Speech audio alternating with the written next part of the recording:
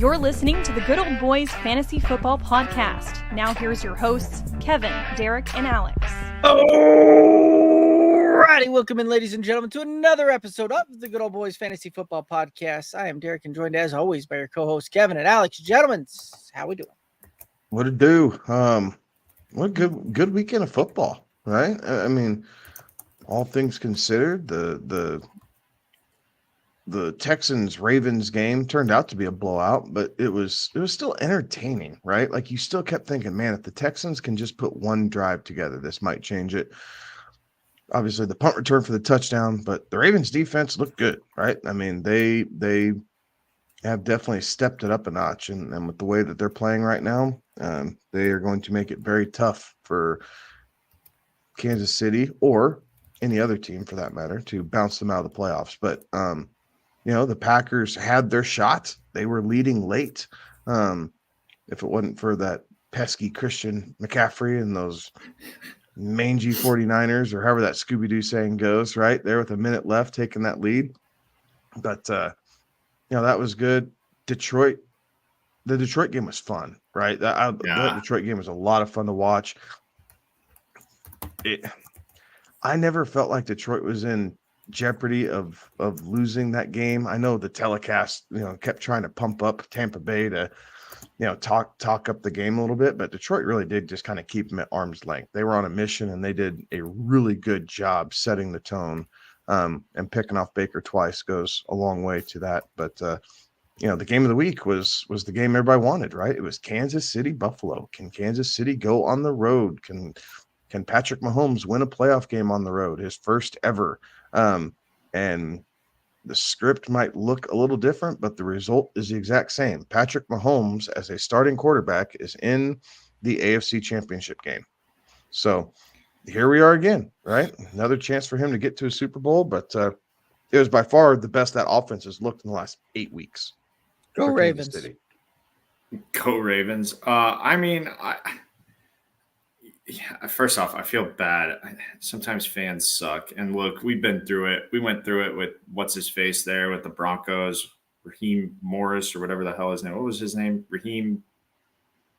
I just have forgotten his name because I don't want to remember his name. But, that dude was the most hated guy in Denver when he missed that pick against Baltimore in the AFC Championship game, or AFC Divisional game, I guess, with Peyton Manning's first year here in Denver. And we just railed on that guy, and it wasn't right, but we did that. And now Tyler Bass had to deactivate all of his social media because fans suck. And it's cool to see some fans are donating to, a fundraiser, a charity of his that they like. But I know you're going to say that comes with the territory you're making. No, it's not that. It's not that. And it does suck. Like, fans, this is why fan is short for fanatic, right? It is stupid. That is stupid. Like, your enjoyment in life should not hinge off of a sports franchise that you enjoy following. So, no, I'm not disagreeing with that at ever. I'm laughing because I'm replaying the Jim Nantz call in my head. Oh, and him bringing up, wide right, the words Buffalo fans never wanted to hear again, or whatever he said. I died. It was almost 33 years to the day. Oh my God, yes. I fell off my couch. I was laughing so hard when Jim Nantz said that. I didn't realize he could be funny, but holy smokes. Like, all I could see once Jim Nantz said that was Bill Parcells jumping up and down on the sideline. And so it was comical, right? It was very well done by Jim Nantz. I don't think he's getting any credit for it whatsoever. I haven't heard anybody bring it up, but I'm telling you, if no one else has said it, I will happily be the first. Good on you, Jim Nantz. That was an amazing call. And the yesteryear lure that was tongue-in-cheek with that call was spot on, phenomenal, dude. That's why you get paid the big bucks, and you were doing these primetime games for CBS. That was awesome. He gets the Super Bowl this That's year. That's right. But anyways, like, it's cool to see that Chiefs fans and Bills fans too are trying to do something nice for him. From what I can tell, I think there's been like $100,000 raised for this charity that Tyler Bass was associated with. People just donating here and there to him. So that was, again, an unfortunate end to that. I think that, I hate to say it, but I think the Chiefs, I don't know if they're just good or if it's just they're good at the right times, or they're lucky and they're good and lucky. But like, damn it, if it in Patrick Mahomes in the AFC Championship again, like there are a few things that you can count on: death taxes and Mahomes playing in an AFC Championship game. Like that is where we're at right now. 6 years straight. Yeah. So every my year question, that he's going to start it, right? Right, exactly. So my question to the group, since we have a moment, is why is it that the kicker is getting so much hate, but Diggs is getting a pass, essentially, from the fan base for letting is pretty much a wide open over the shoulder catch, right? He just blinked at the wrong time and went right through his arms. Right? Like as a professional, and I think, and he'll own up to that. Like, I don't think I'm saying anything, this isn't a hot take. As a professional, you're expected to make that catch, right? Mm-hmm. Especially as a professional number one receiver for a team.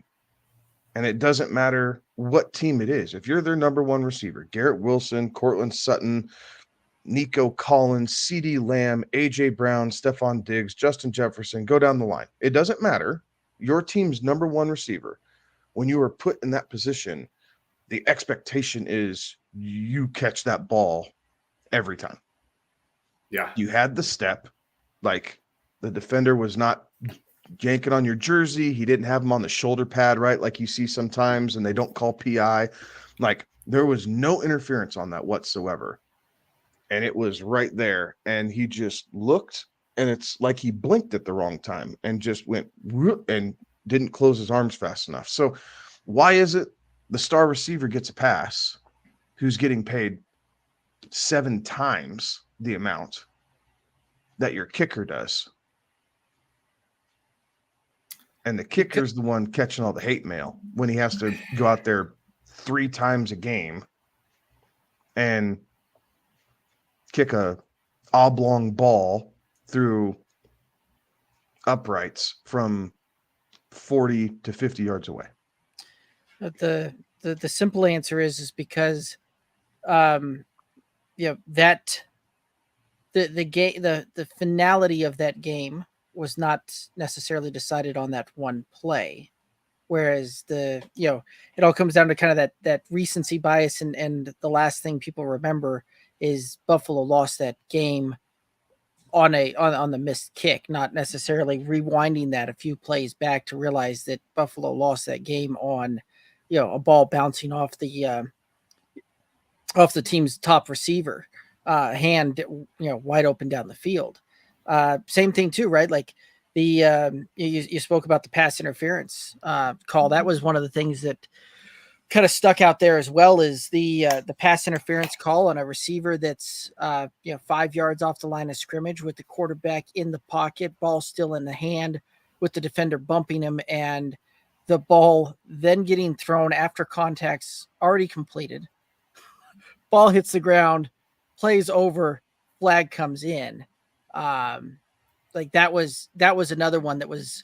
I'm surprised that one wasn't talked about more throughout the but no matter how that penalty is called, it's an automatic first down. Illegal contact, holding. PI. It doesn't matter, right? 5 yards, automatic first down. Spot foul, automatic first down. And it was. You can't do that in today's NFL. Like that was a penalty. I don't care what they called it. Looking at his shoelaces, like I don't care if you make up the description of it, but you look at it and the rules that are in the NFL, you can't do that. Like, sorry, it makes defense tough. It sucks. I get it. Right. But no matter how you shake that, that's a penalty. Like it is. Maybe you don't want it to be PI. Yeah, Mahomes was holding the ball. Well, fine. Illegal contact. Like you cannot shove that receiver off his route 5 yards away from line of scrimmage. Like you have your cushion your 3 yards or whatever it is, and then it's, for the most part, hands off. And something that blatant is going to get called Right. 9 times out of 10. But the receiver also was not more than 5 yards down the field. Quarterback in the pocket, ball in hand, like that. That also gets rid of the illegal contact, pass interference. Like that's the thing that was. Isn't illegal contact just 1 yard? Don't you get the 1 yard? It's 5 yards. Oh, They moved it a couple years ago. Yeah. So 5 yards off the. It's You're thinking on offense. The offense gets 1 yard to gets set the that 1 pick. yard. Yeah, Yep. the offense gets 1 yard to That's set what I the was pick. thinking of. So That is exactly what I was thinking of. That was just one of those that, right? Like, and if you're gonna, I'm thinking about it from an official standpoint. If you're gonna throw the flag, like throw the flag, right? Like one of those that the timing of it was part of the problem that I had with it as well, right? Rule the rule there. I don't necessarily see the issue with that, but the fact that the play was overdone with, and then the flag comes out, that was kind of where I had a problem with that too. Back to your It's original. because it's not reviewable, right? Like you try to process that and you want to make the right call, whether, when you're playing that back in your mind, knowing that it's a big call, right? I mean, you swallow it. Okay. Kansas City's punting the ball. You throw the flag. It's a first down. Here we go again. They're chewing clock, or they go down and score. I mean, all the different things that could happen, but it's not a reviewable play. So your call is going to stand regardless of whether it's a no call or a call. It's tough, right? It's like in basketball, right? All sports. Well, if that umpire would have called that a strike, that guy wouldn't have taken that walk to first base. He wouldn't have been able to steal second, and then he wouldn't have gotten home on that bloop single to right center, right? Like, I mean, the butterfly effect there, yeah. Right. Yeah, it's just you can get in the weeds. Such a knee-jerk reaction, right? Yeah. We get spoiled with today's TV and the camera angles that you can frame by frame, see this, and you can zoom in to see the hair on a gnat's ass that flew on top of someone's helmet, right? Because you can get so close. But I mean, and yet we still use right. They're going. We still use the old chain for 10 yards, right? Well, and to your point on the replay, like they absolutely use that one to go zoom in frame by frame to see that on that fumble through the end zone.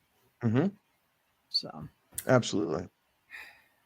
Back to your original question, though, Kevin. It's easy to make the kicker the scapegoat because the kickers have one job, right? They got one job. And receivers have one job. You catch the damn ball. I agree with you. But there is fewer opportunities for kickers to do their one job than there is for a receiver who's out there for 50 snaps, 55 snaps. Kickers out there for 2 field goal attempts, 3 field goal, whatever it is.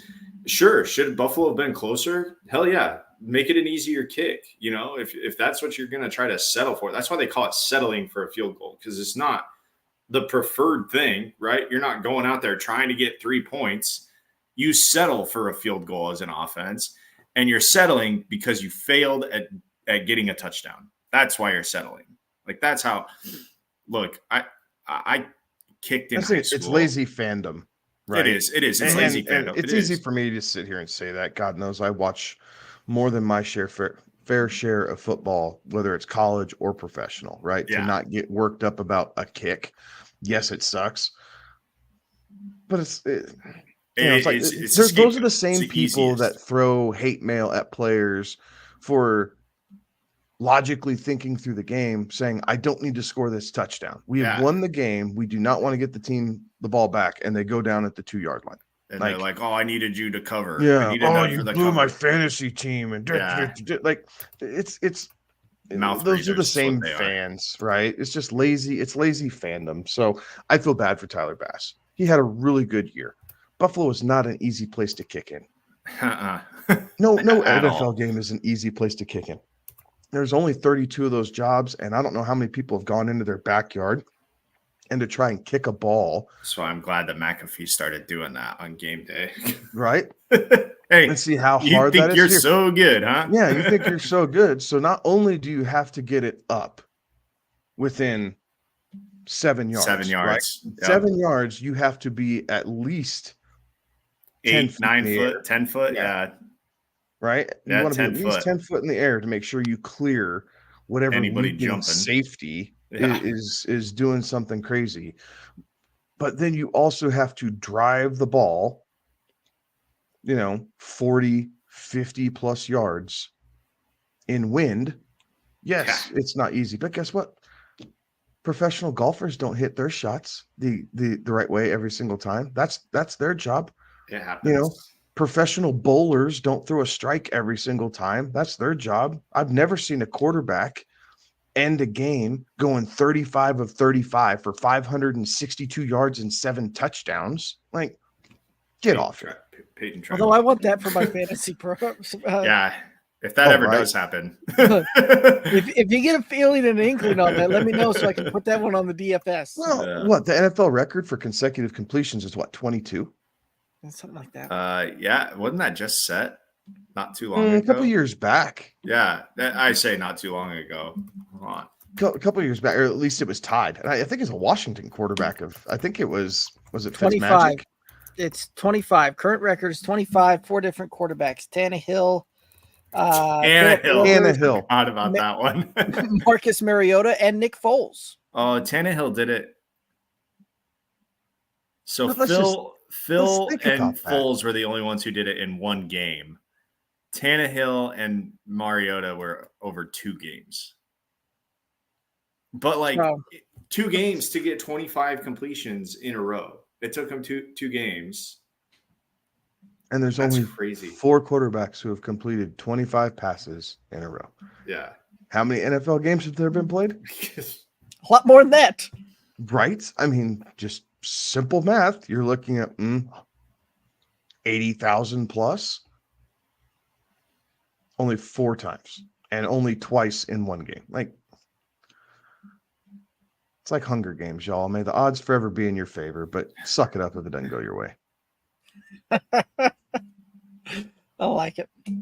So, any other thoughts here on the divisional round? It sets up a very intriguing conference championship weekend. Yeah, I like these matchups. What I think is really fun, and we talked about storylines, right? And there's been crazy storylines for. Or storylines that could have been, but obviously the Detroit storyline is still fun, right? That's a fun storyline, and it gets even better. Now you have a number 1 overall pick playing against Mr. Irrelevant on the other side, right? You have those 2 players, the first and the very last pick in an NFL draft, playing against each other in a conference championship game. That's a ton of fun. At the quarterback position. Yes, at the quarterback position, yes. And on the other, in the AFC, you've got the guy who seemingly can't miss a conference championship game going up against a guy who was an MVP probably before his time. Nobody wanted as a free agent this past offseason, right? No, everybody had a crack at Lamar Jackson because he was technically a free agent and nobody wanted him. And now here he is in a conference championship game. So it's super intriguing, and of course there's all kinds of storylines with other positions other than quarterback. It's just that's the guy who touches the ball most, other than the center. So that it's just some really fun storylines heading into these games. I think it makes for some fantastic football. We kind of get to see a little bit of strength on strength, right? The Lions offense has been chugging right along. The Niners defense, pretty stinking good. Likewise in the AFC, the Chiefs offense has found their rhythm, and that Baltimore defense is pretty stinking good still. So it'll be a lot of fun, I think, to see what these games are. We'll get to what these point totals are from Vegas. Methinks that we may not see a lot of overcalls this week. Yeah, that's that is interesting to see how some of those things are set simply from the standpoint too. Like that, the NFC side of things, that's two pretty solid defenses there, right? Some very solid offenses, but like the NFC side of things definitely has some very good overall kind of complete football teams matching up here. So that'll be fun and interesting to watch. And then go Ravens. I cannot express how much I'm rooting for the Ravens at this point. You know what? I feel bad for the guy. Patrick Mahomes is never going to get to play in a Pro Bowl. Like it's just, that's the reality of the situation. I'm sure his heart just breaks over that. I don't know. I don't know if I can go for the Ravens, and solely because there's one person in the office who is a Ravens fan. And I find that most of what they say makes me want to start a pistol. So I don't know if I can root for the Ravens because I do not want to listen to them for another 2 weeks. Yeah. When was the last time the Ravens were in the Super Bowl? The Harbaugh Bowl. It was the Harbaugh Bowl, right? Down there in New 15. Orleans. Joe Flacco was leading the way. The Niners. When was the last time they were in the Super Bowl? Ray Lewis was leading the way. That's fair. Yes. That was the Chiefs and the Niners a couple years Chiefs ago. and Niners played. Here we are again. And good for Detroit fans that they've got to experience at least two now playoff wins. They've got to experience more playoff wins in the last 10 years than we have. So I would like to see Detroit and Kansas City. I think that would be fun. I think that would be a lot of fun. The bookend NFL season. The first game of the season. No. And the last game of the season. Yeah. And let's see if the script writers have their way. Now that play, oh good Lord, man. The conspiracy theories are flying, right? Did you guys see? It didn't help that they played into it, right? Oh gosh, yes. The news and the news station. Oh, the halftime show will be Usher, blah, blah, blah, the San Francisco 49ers, Baltimore Ravens Super Bowl. And, everybody's taking a picture of it and posting on their socials like, oh, see, it's rigged. And that's my favorite is the colors of the Super Bowl logo. Yes. That's my favorite conspiracy theory of it is that, the last, they've gone to, it used to be that there was just like individual cities, right? And all the first 35 Super Bowls were all kind of cool. And then at some point they were like, okay, it's just going to be silver with the Lombardi trophy and then the Roman numerals. And now they've gone away from just silver and they've started to add colors in that kind of have some flair of whatever the location is that they're playing in. And each of the last, 3 or 4 years, one of the team's colors, both of the team's colors have been in the design. And this year the design is purple and red. So they're saying it's going to be the Ravens and the Niners. Have you seen they've just released the colors for next year's Super Bowl too? I have not. What are they? Purple on top of green. Aha. So a repeat for the Ravens, and I'm calling it Vikings Dolphins, baby. Let's get crazy about it. I was going green like the Packers green, but it could be green like the Packers green. Now I got to look it up. It could be green like the Packers green. What is that? Super Bowl 59? Oh my God. Oh yeah, there's green. Yeah, could be Packers green. Could be Eagles green.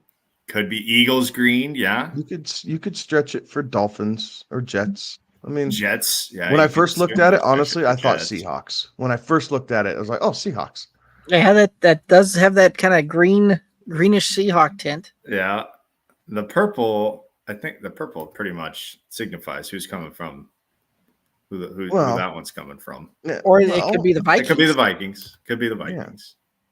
So, but yes. It could be a Vikings Dolphins. There you go. Yeah, it could be Vikings Dolphins. Vikings Jets. We call it the Dalvin Cook Bowl. the Brett Favre Bowl. A guy who's 7 years later. A guy who's a win away from a Super Bowl appearance himself there now. right? Oh, let's talk coaches, shall we? Yeah, let's get into the coaching carousel. So, a couple of coaches have found new homes. The couple of teams have completed their hiring process. So current field positions: the Patriots have hired Jared Mayo for their new head coach. The Raiders have hired Antonio Pierce, and the Titans hiring Brian Callahan as their new head coach. Still leaves the Falcons, Panthers, Seahawks, Commanders, and Chargers spots open. Any thoughts here? First off, I said on this show that I didn't think that the Raiders would be smart enough to hire Antonio Pierce, and they went ahead and did it. So that I think you guys were all saying it would be the smart decision. I think I said that it would be the smart decision. It's just that you got Al Davis's kid running the organization. It's not exactly the smartest thing, right? The smartest thing doesn't always appeal to those with gobs of money. It's going to be a short leash. Like you can feel it already. Like he did it to appease the masses. Yeah. It's so you feel it's like not it's a Vegas bit of hire, a short right? lease. Yeah. It's not a Vegas hire, but maybe Vegas wins, right? He was hired before the GM too. Yeah. And they're still targeting that. No, they made their hire there. Did they get Telesco? I know that they were zeroing in on him. Telesco is their GM. So the other thing, Jared Mayo, obviously we've known about that one for a while now. Bill Belichick has now interviewed, I think, twice with the Falcons. Correct. Sure, whatever. I think you get what you get with Bill Belichick. I think he's a great coach. I think he's a phenomenal coach. I think he was much better when he had Tom Brady with him. And he's certainly not the same without him. Harbaugh has done 2 interviews with the Chargers, I think was the last report I saw. Mm-hmm. So there's obviously some smoke there. When he has ties to the San Diego, Southern California area. Yeah. The reports were they're getting close on numbers. Mm-hmm. Yeah. If I were him, I'd get the hell out of the NCAA. I think he needs to pull himself a Pete Carroll and get away from whatever bad juju is coming Michigan's way from the NCAA's investigations. Oof. Yeah, you got your natty. Yep. You got your natty. Get your title. Get out of Dodge. Like somebody else's problem. So I think that seems like a logical step. The Callahan hire is an interesting one to me, and not because I know so much about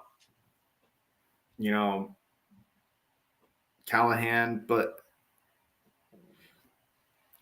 the Bengals were good offensively, but they were good when they had Joe Burrow, right? Like Callahan doesn't get to take Joe Burrow with him to Nashville. So are the Titans going to draft another quarterback in the first 2 rounds of this draft? Like, is that what's going to happen here? I think their hope is that with what Callahan was able to do with Browning, that you can kind of transfer some of that over and find a way to make it work with one of the quarterbacks on your roster.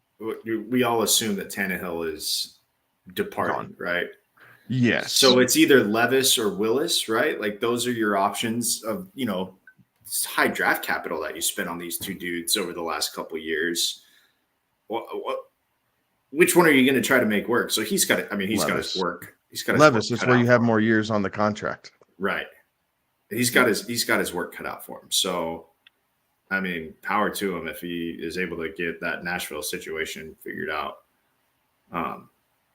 That is going to be a challenge. And obviously the rest of these jobs aren't plug and play.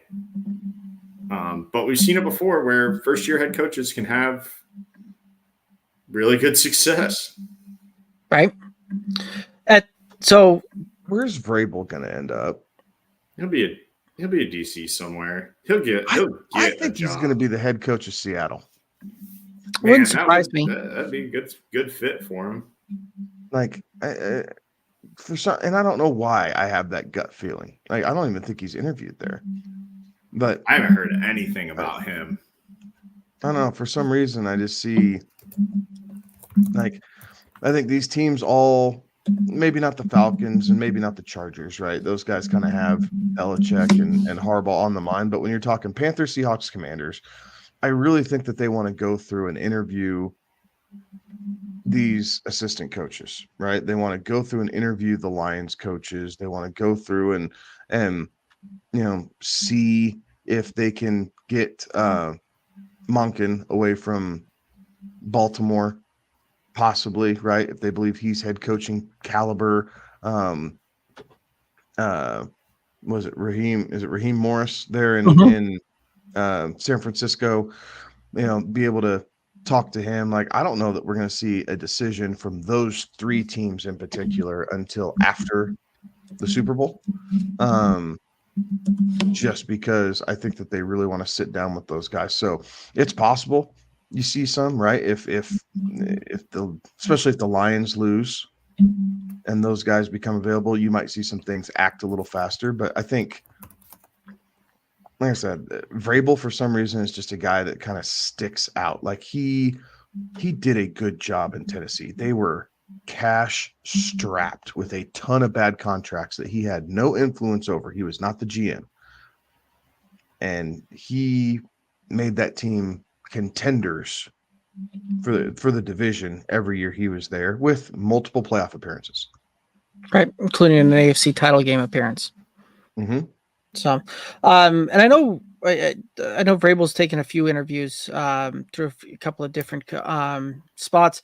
I know Raheem Morris had a second interview with the Falcons as well, and the Falcons seem to kind of be circling in between Belichick and Raheem Morris there. I believe those are the only two coaches that they've gone through second interviews with. So, I will say how that plays out. I did see that Vrabel has, at least publicly, the Chargers is one of the teams that I've seen them publicly say something. What I think is interesting is on this list of teams that are looking for a new head coach, there were two that I thought would be looking for a head coach that aren't, and they were both teams that had an early exit in the playoffs after really good regular seasons. And very disappointing playoff, postseason appearances, and that's the Cowboys and the Eagles. And we talked about the Eagles are before we go on. The Eagles are cleaning house, right? They are, making the change. Which, Derek, you brought up the great point. Like, okay, cool. We started the season 10-1 and finished it, 1-6. Yeah, 1-6. And got the doors blown off us in the playoffs. And now we're going to have these guys learn another offense in the third year. And Kevin, you brought up an equally great point that it's still Sirianni's offense, just a different, somebody else in there supporting him. But again, like, I don't know that the coordinators were exactly the issue there in Philadelphia. But it's not message sent, I guess. Right. And it's not just the offense that they're relearning. It's defense right? too, yeah. They've got a new defensive scheme that's going to be put into place there yet again. So, and the defense, if Vrabel does go for a DC spot, Philly would be really interesting. It would be very intriguing. It's a very intriguing one because legitimately, all the pieces are there in Philadelphia. Just something didn't click the back third of the season. Something was off. Whatever that was, the secondary, also right. That, yeah. Well, but like the pieces are there. That's a team that's not that far removed, A, from a Super Bowl appearance, but B, from being a contender in that division. Like that's their division. Like it's their division to lose, essentially. The Cowboys are going to be there too, but it's those two teams. The rest of that division has been on a struggle bus the last couple of years. Right. Well, and the Eagles too, right? Like I remember us having several conversations through the beginning part of the season where they still went 10-1, talking about this Eagles team is not playing their best football, and they don't look like they're playing their best football, and they were managing to win games ugly, and the mojo just ran out at about week 11 at that point. Yeah. So those are two teams, and honestly, I'm a little shocked that oh dang it, why can't I think of his name? Dan Quinn. There hasn't been more smoke around his name around some of these teams, and Well, he couldn't go to the Falcons. He'd already been there. he can't do that. Although we've proven that you could. Well, you could advance Joseph. But I don't know that I see him going back to Seattle either, right? Yeah. And then the Chargers and Falcons. I don't think he wants the Carolina job. Like, there's nothing sexy about Carolina right now. No, it's rough. Tepper is a meddlesome owner. Jerry Jones is too, but you have Jones' blessing. Yeah. Right. So if you're leaving for, it's not greener pastures. You're better off being the DC in Dallas and having the owner really like you. Because if he gets mad at McCarthy and fires McCarthy, guess who's going to be the interim head coach? Yep. Dan Quinn. Yep. Like Dan Quinn's safe. Like it's like the backup. It's the backup quarterback. He's the most popular guy. Right. He is. So, I mean, I thought that he would be the head coach of the Cowboys. Honestly, I mean, we talked about this on the show, or at least pre-show. I thought that there's a good chance that McCarthy was going to be gone, and they wanted to keep Quinn around so bad that they would have kept Quinn and then tried to bring over like a Joe Brady or somebody else to be your offensive coordinator. Right. I would think that the Chargers want to put Justin Herbert in the best position possible. So I think that they're going to want to have an offensive-minded head coach. I think they'll go defense. Tell Kellen Moore that the offense is your responsibility, because they just brought him in too. Right. And so it's possible coaching staffs change, right? Head coach doesn't like Kellen Moore, and Harbaugh says, no, that's not how we're doing things. You're dumb. Get out of here if he goes to the Chargers. Yeah. But I think they go defensive because you have the younger offensive guy in Kellen Moore. Your receivers were dinged up, all the things. But time will tell, right? We'll see how this shakes out for sure. But that's my reasoning with that is I don't know if that you pay Kellen Moore the money that you did last offseason to turn around and fire him if you didn't think he was going to help get the offense on track. Right. And injuries did not help between offensive linemen, between their wide receivers. I mean, good Lord. When you're running Palmer and Quentin Johnston out as your top two options, you're not in a good space. Right. That's what they had to do the last couple of games of the season, and a backup quarterback. Right. And Eckler was banged up throughout a lot of the season as well, and then they couldn't decide who their running back was going to be, so they were going to go through the carousel. Eckler ain't coming back. They'll have a new running back, whether they think it's going to be Spiller and Kelly or whether they bring someone else in. Yeah, whether it's draft or bring in the list of free agent running backs coming into the season is monstrous. Right. There is a monster list of free agent running backs. Well, I'm sure we'll have a show all about that, but it's crazy. Do you think that Derrick Henry follows Mike Vrabel? No. Yeah, me either. But like Mike Vrabel didn't make Derrick Henry. It was Arthur Smith. Oh yeah. Mm-hmm. And then he completely changed his tune once he got to Atlanta, which was what blew everybody's mind. That's part of the reason everyone fell in love with Bijan. Yeah. Oh, the landing spot and Arthur Smith. And look what he did with Derrick Henry. And this is going to be the same way. He's going to see 360 touches, and he is going to be the guy. And then he wasn't. Or even his usage of Tyler Algier in Tyler Algier's rookie season, where he was 1,000-yard rusher, and the offense, all of those things were still in place, and now we have a more explosive back that can also catch, that's a exceptional catcher of the ball out of the backfield. And oh my gosh, what is this really like? The ceiling is astronomical here. And then, hey, let's spend an 8th overall pick on a running back to play running back by committee.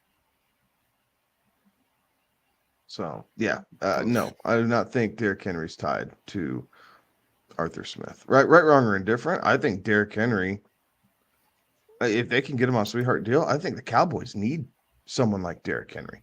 Right. They really missed not having that thumper. Zeke. Yeah. Mm-hmm. Right. I think they showed that Tony Pollard was not the guy. Yeah, as much smoke as Zeke got at the end, because people didn't appreciate the little things that Zeke did in that offense. Yeah. They needed that guy. Like, they needed a guy that we can hand the ball to, and when we need 3 yards, he's going to find a way to get us 3.5. Yeah. Tony Pollard he's just not built that way, right? Tony Pollard can be dynamic. He can be electric. He's a great receiver out of the backfield. He's good on the off tackle stuff, but to go up the middle and to get some of the hard fought yards that are just required throughout the NFL season, the Cowboys did not have that, right? They tried the first few weeks. It did not work. And then they went to this air raid approach, which was much more like Kellen Moore's offense than anybody would like to give him credit for in Dallas. But it went to the air raid approach. We're going to feed CeeDee Lamb. We're going to feed Ferguson. We're going to get Cooks involved, and we'll sprinkle the backs in. And it works for regular season. It's hard for the playoffs. Right. Yeah. Certainly just didn't pan out there. All righty. Well, any other thoughts here on coaching carousel? We talked about that longer than I thought we would. Good job, guys. Yeah. That's a better segment than what I thought we were going to walk into. Good job, guys. Thanks, Kevin. Plus the good old boys here tonight. Look at us bringing our A game. Oh. Let's derail it now, shall we? Yep. Let's get off in the weeds somewhere. All righty. Well, we Alex,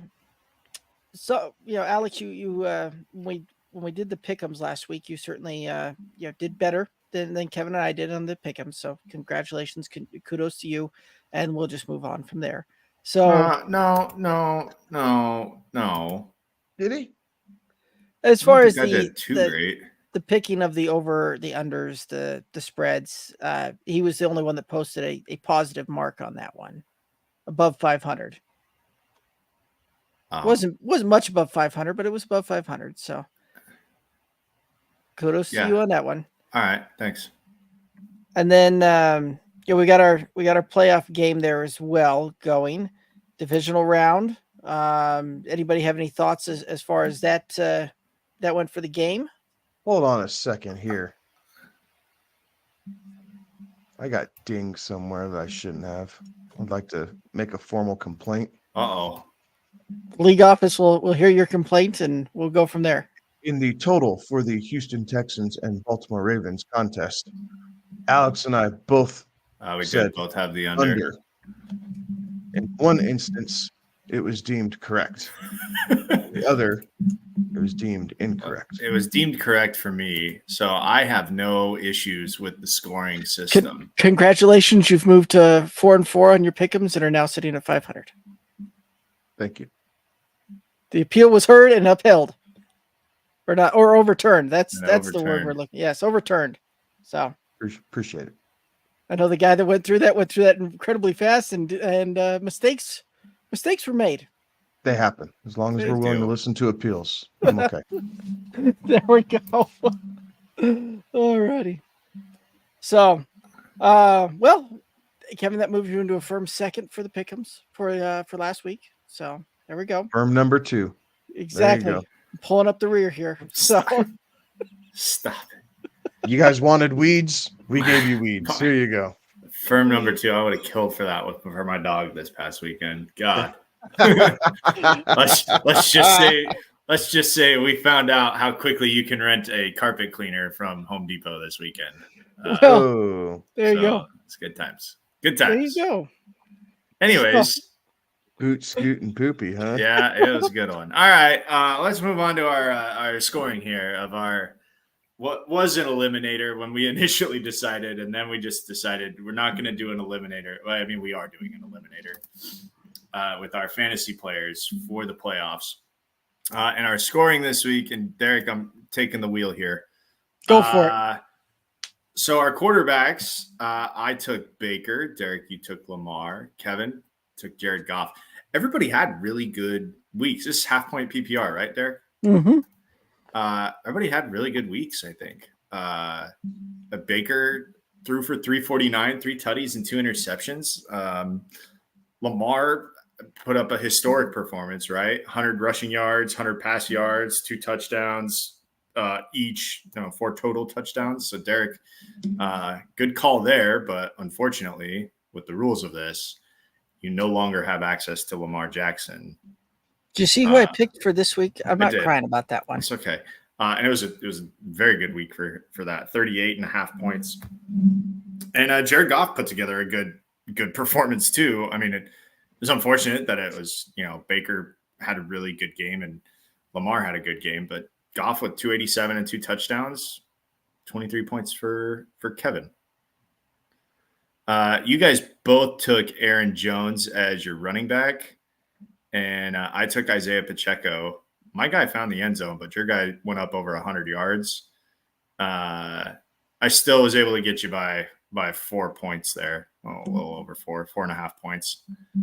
Our biggest difference was at wide receiver. I went with Nico Collins. He did not have a good game. 5 catches for 68 receiving yards. Derek, you had a very good flex performance type of game is what he had. Sure, yeah. Derek, you had Mike Evans, who balled out and put up a 24 spot for you. And Amon-Ra had a good game for Kevin. 8 catches, 77, and a touchdown. You guys both took Travis Kelce at tight end. Probably about the best performance you're going to get out of a tight end there with 2 touchdowns. I took Kate Otten, who found the end zone once, and my flex was Aaron Jones. So I got my 13.1 out of him. Derek took Nico Collins there and got his 9.3, and Kevin's Jaden Reed call. It's kind of a womp womp. Womp womp womp. Yeah. It was a good call. We all agreed with it when you made it. We thought it was a great call when you made it. I figured he'd get into the end zone. I thought so too. That's why I took him. I was trying to cheat the flex points by getting tutty, but it's all good. It's all good. This, but by the way, looking at it like this does scratch your head about there is something wrong with fantasy scoring. Like, I understand the 4 touchdowns is amazing, but how does 252 total yards equate to almost 39 fantasy points? Like 40 points, yeah. Because cheat code. No, yes. I get it, and these are the rules that we all play by. It's not different for Derek as it is for anybody else. But when you look at it broken down like that, yes, some other guys who had decent weeks, right? Like Baker had a good week, almost 30 points. Like that was a great week out of Baker, and the 2 interceptions against him. Yeah. I mean, for all of us, you could have just easily taken a dud, right? But for all of us to be over 23 points, that's a good fantasy quarterback week. Anything over 20 points and you're happy with it. Yeah, absolutely. It is the cheat code. And gosh dang it, those 15 points starting in the hole kind of suck. Yeah. All right. So heading into the conference round, Kevin, you are in 3rd place. After an 82-point week, you have 151.86 points. I am in 2nd after an 84-point week with 163 points. And Derek, you're running away from us a little bit here. We're going to have to rein you in. Got 199.86 points after back-to-back first-place finishes. Although in the in the Yeah, last this week. is like the pine and shine. Yeah, It's not that's how you just gonna start, it's say. how you finish, boys. Yeah. Y'all just sit back and wait. That's Problem why. is, we all have McCaffrey up our sleeve, and Right? so that's just that gonna ace- wash everything out. Yeah, that ace all of a sudden doesn't look so good. So that was literally my strategy at this point to have every person available in the NFC side of things for whichever way I would like to go in the old SB there. So feeling pretty good, right? About that. We'll see how the conference championship here works out. Yeah. Well, let's get into the conference championship. We'll have our draft here, All right. and I'll start at quarterback. I'm gonna take Lamar. Ooh, I like Hopefully he can back up last week's performance. Of the defenses that are still alive, Kansas City scares me the least. Fair enough. I can see that. I have a hard time believing that a 4 touchdown performance is duplicatable, and 100 yards rushing in there as well. So you never know though. He certainly has the ability to break loose and do that. But I'm going to take Lamar's opponent here in the conference championship game and take one Mr. Patrick Mahomes, and that's one. Stupid cough. I took Brock Purdy this week, so that way I had the AFC quarterback as my quarterback for the Super Bowl with taking Goff last week. So I was very much along that same line, right? You're getting into the Super Bowl, you gotta make a choice. I left my entire AFC open, so I now get to go with Lamar or Patrick next week. See, that's it. You and I'll be on opposite spectrums come Super Bowl time because you've got mostly AFC, I've got mostly NFC left at that point, so it'll be very interesting to see how this one. I've got a hodgepodge. So as long as it's the Chiefs, I've got Mahomes still available to me. I have both NFC quarterbacks still available to me. So yeah, you got options. I got options, which, as Derek knows from his home league team this year, not always the best strategy to have options because sometimes you choose incorrectly.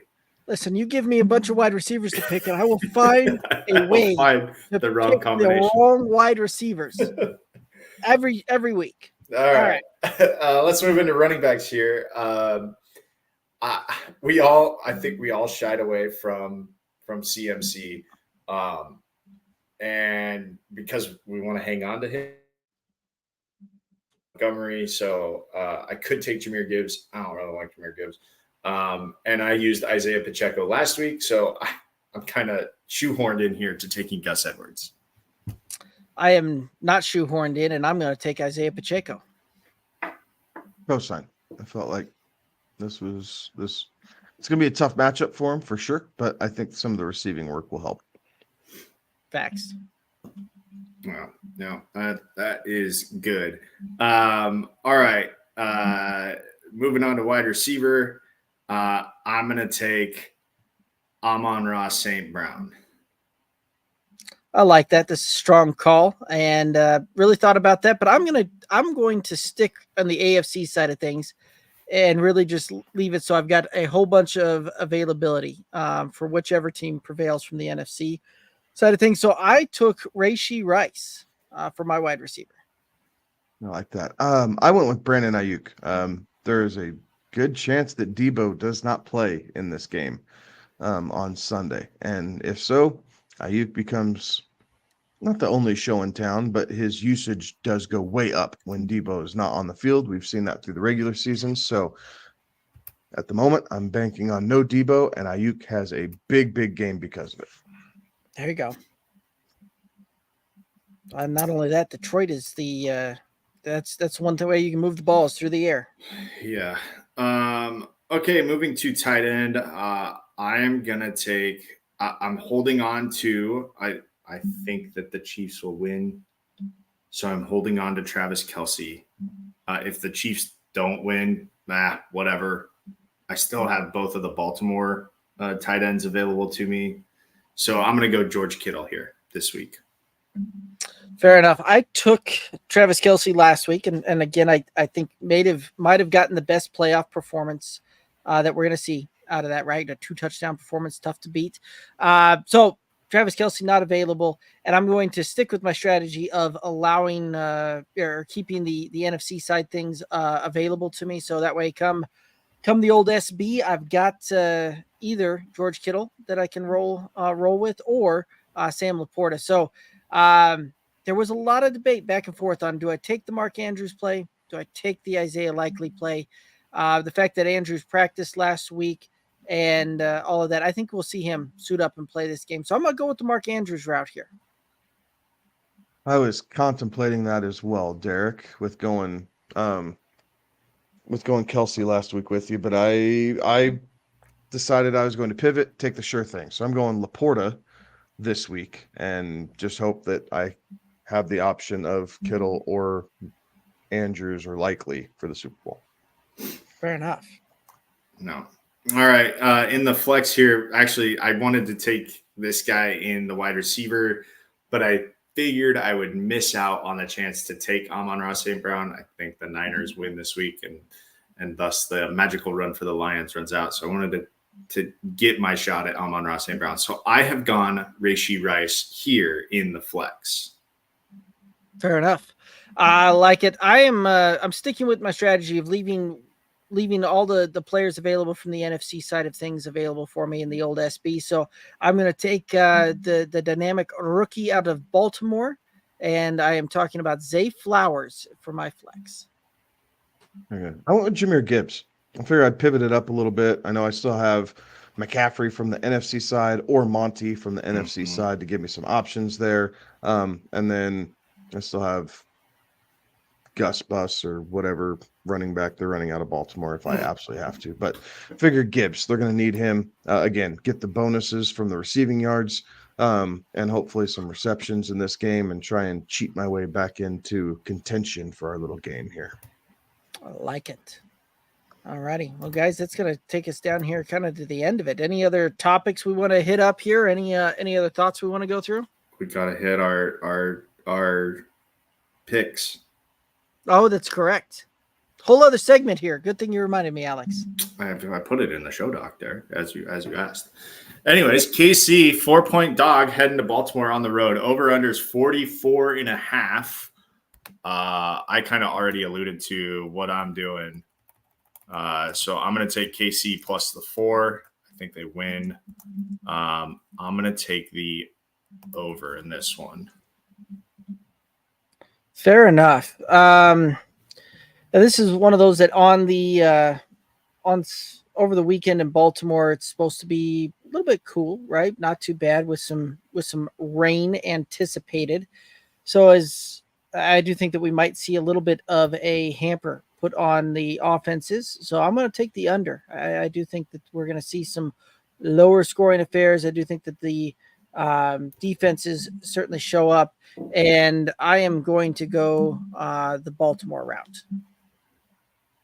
I am going the under as well, but I am going to go the Kansas City route. I think at this point, I cannot bet against Patrick Mahomes in whatever craziness he is able to get done. Yeah, that's very easy. On the NFC side of things, Detroit 7-point dogs heading to Santa Clara to take on a team named after San Francisco. Over-unders at 50.5. I'm going to take San Francisco to cover, which I think burned me last week because they played the closest game of the last weekend. I think that was a wake-up call for them. So I'm going to take San Francisco to cover the 7, but I will take the under. Feels like this game, I think Detroit is going to intentionally slow down the game and try to keep San Francisco's offense on the sideline as long as possible and do that by chewing up as much game clock, really shortening the game. Well, they're chewing up game clock. I'm hoping they're also biting knees. So I'm going to take Detroit here to cover that. I like the story and everything that's kind of going on there in Detroit and how it's unfolding there. So go Lions, and I think that the under is definitely in play. I do think that we're going to see just enough of the just enough defense show up into this one where we're going to jump in just under that. Wouldn't surprise me if we get to like a 48-49 total, though. Very good. I'm right there with you. I'm taking Detroit in the under. I think we're going to see a backdoor cover here by the Lions. So San Francisco will have control of this game. Detroit's going to get points in, I say garbage time, but as they're trying to make a frantic comeback, maybe take it from 13 down to 6 or something like that. So I'm going to take Detroit +7, but I'm taking the under as well. Any final thoughts for that, or any other topics we want to hit up? I got nothing. Only 3 games left. Enjoy them. Mm-hmm. Absolutely. We got the 3 games left.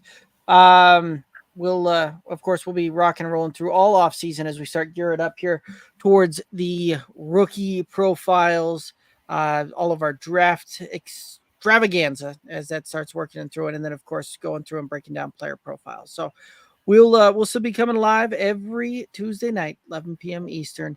But that's going to do it for us. Make sure you follow us on all the socials, Twitter, Instagram, Facebook, TikTok, at Good Old Boys FF. Of course, the best place to go over to support the show and this independent podcast is at youtube.com, / at Good Old Boys FF. And click that subscribe button. Ring that bell. That's going to do it for us. He's Kevin. He's Alex. I'm Derek. Have a good one. Be safe. Toodaloo.